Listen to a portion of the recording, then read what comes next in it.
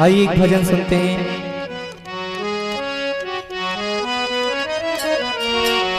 राम सिया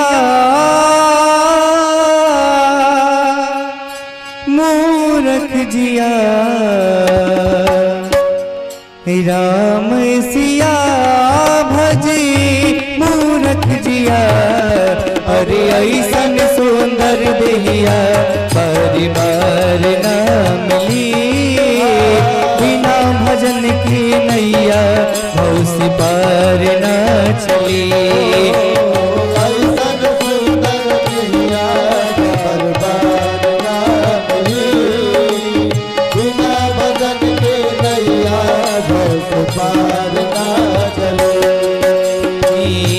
राम सिया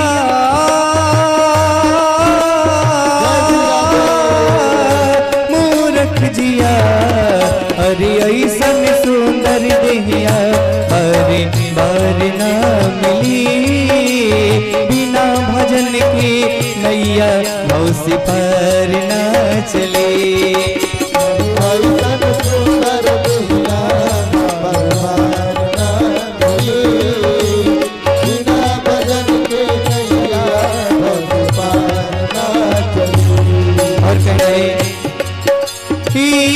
जिंदगी के आस नइखे पहिला भजनिया, जिंदगी के आस नइखे पहिला भजनिया। माया के बाजार में एक दिन छूट जाई दुनिया,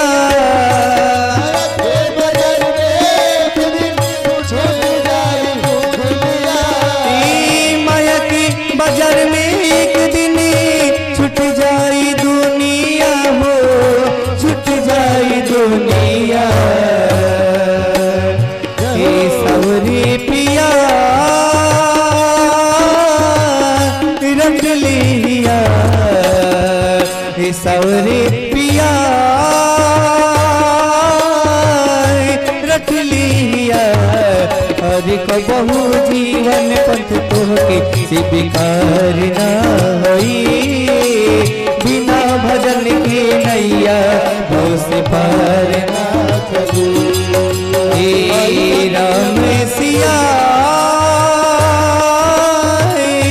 रख लिया, अरे ऐसन सुंदर देहिया बार बार ना मिली, बिना भजन की नैया भव से पार ना चली।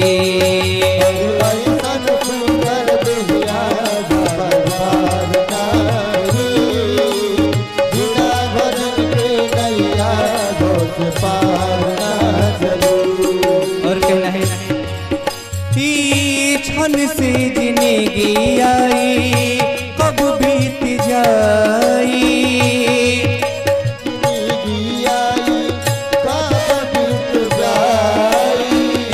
क्षण से जिंदगी आई कब बीत जाई।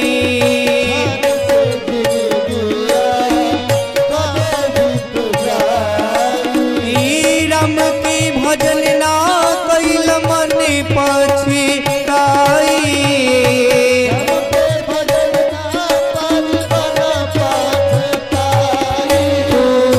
मन पछताई। राम नम के दिया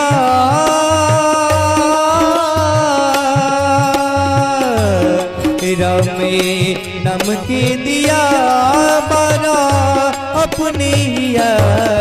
अरे कबही जीवन फल तोहके से बेकार ना होई, बिना भजन के नैया भव से पार ना चली। हे राम सिया